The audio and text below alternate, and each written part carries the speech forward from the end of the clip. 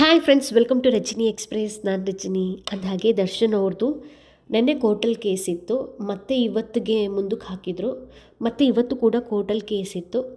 ಏನಾಯಿತು ಕೋರ್ಟಲ್ಲಿ ಕೇಸ್ ಅಂತ ತಿಳ್ಕೊಳ್ಳೋ ಕುತೂಹಲ ಇರೋರಿಗೆ ಈ ವಿಡಿಯೋ. ತುಂಬ ಜನ ಕಮೆಂಟ್ ಮಾಡಿ ಕೇಳ್ತಾ ಇದ್ರಿ. ಸಾರಿ, ನಾನು ಟ್ರಾವೆಲಿಂಗಲ್ಲಿದ್ದೆ, ಹಾಗಾಗಿ ಇನ್ಫಾರ್ಮೇಷನ್ ಕಲೆಕ್ಟ್ ಮಾಡ್ಕೊಂಡು ಕರೆಕ್ಟಾಗಿ ನಿಮಗೆ ಸ್ಟೋರಿ ಮಾಡೋಕ್ಕೆ ಆಗಲಿಲ್ಲ. ಆ್ಯಸ್ ಯೂಶ್ವಲ್ ನಿನ್ನೆ ವಿಡಿಯೋ ಕಾನ್ಫರೆನ್ಸ್ ಮೂಲಕ ದರ್ಶನ್ ಅವರು ಮತ್ತು ಇನ್ನಿತರ ಆರೋಪಿಗಳು ಜೈಲಲ್ಲಿದ್ದವರು ಹಾಜರಾಗಿದ್ದರು. ಹೊರಗಡೆ ಇರೋರು ಬಂದಿದ್ದರು. ನಿನ್ನೆ ಯಾರೋ ಒಬ್ಬರು ಬಂದಿಲ್ಲ ಅಂತ ಹೇಳಿ ಜಾಮೀನು ರಹಿತ ವಾರೆಂಟ್ ಇದು ಮಾಡಿದರು. ಮತ್ತು ಇವಾಗ ಅದು ಕ್ಯಾನ್ಸಲ್ ಆಗಿದೆ, ಇವತ್ತು ಹಾಜರಾಗಿದ್ದಾರೆ. ಸೊ ಈ ರೀತಿ ನೋಡಿ, ಒಂದಿನ ಬಂದಿಲ್ಲ ಅಂದರೆ ಹೇಗಾಗುತ್ತೆ ಅಂತ. ಸೊ ನಿನ್ನೆ ಏನಾಯಿತು ಅಂತ ಕೇಳಿದ್ರೆ, ನಿನ್ನೆ ಸಾಕ್ಷಿ ವಿಚಾರಣೆ ನಡೀತು. ನಿನ್ನೆ ಇಬ್ಬರದು ಸಾಕ್ಷಿ ವಿಚಾರಣೆ ಆಯಿತು.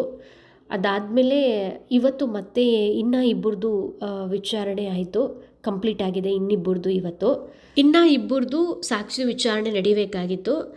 ಆದರೆ ಇಂದಿನ ಸಾಕ್ಷಿ ವಿಚಾರಣೆ ಮಾಡಲಿಕ್ಕೆ ಸರ್ಕಾರಿ ವಕೀಲರು ಕಡ್ಡಾಯವಾಗಿ ಹಾಜರಾಗಬೇಕಾಗಿತ್ತು. ಆದರೆ ಸರ್ಕಾರಿ ವಕೀಲರು ರಜೆ ಇದ್ದರು, ಅದರಿಂದ ಇನ್ನಿಬ್ಬರದು ಇವತ್ತು ಸಾಕ್ಷಿ ವಿಚಾರಣೆ ಆಗಲಿಲ್ಲ.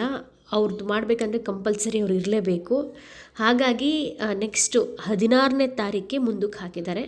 ಸೊ ನೆಕ್ಸ್ಟು ಮುಂದಿನ 16ನೇ ತಾರೀಕು ಕೇಸ್ ಬಂದಾಗ ಇಬ್ಬರದು ಸಾಕ್ಷಿ ವಿಚಾರಣೆ ಮಾಡ್ತಾರೆ. ಅದು ಸರ್ಕಾರಿ ವಕೀಲರು ಬಂದಿದ್ದರೆ ಅಷ್ಟೇ ನಡೆದಿರೋದು, ಅದು ಬಿಟ್ಟು ಬೇರೆ ಇನ್ನೇನು ನಡೆದಿಲ್ಲ.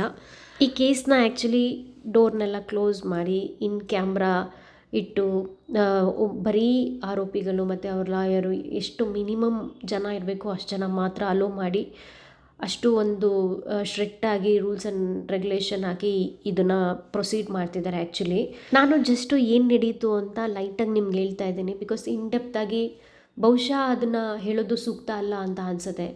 ಅದಕ್ಕಾಗಿ ನಾನು ಇನ್ ಡೆಪ್ತಾಗಿ ಹೇಳ್ತಾ ಇಲ್ಲ, ಜಸ್ಟು ಇತ್ತು, ನೆಕ್ಸ್ಟ್ ಡೇಟ್ ಯಾವಾಗ, ಏನಾಯಿತು, ಇಷ್ಟು ಮಾತ್ರ ಹೇಳ್ತಾ ಇದ್ದೀನಿ. ಯಾರು ರಜಾ ಇದ್ದರು, ಯಾರು ಬಂದಿದ್ರು ಅಂತ. ಎನಿವೇ, ಇದಾಯಿತು ಈ ಕ್ಷಣದ ಅಪ್ಡೇಟ್ಸ್. ಈ ವಿಡಿಯೋ ಇಷ್ಟ ಆಗಿರೋ ಲೈಕ್ ಮಾಡಿ, ಮ್ಯಾಕ್ಸಿಮಮ್ ಶೇರ್ ಮಾಡಿ. ಧನ್ಯವಾದಗಳು.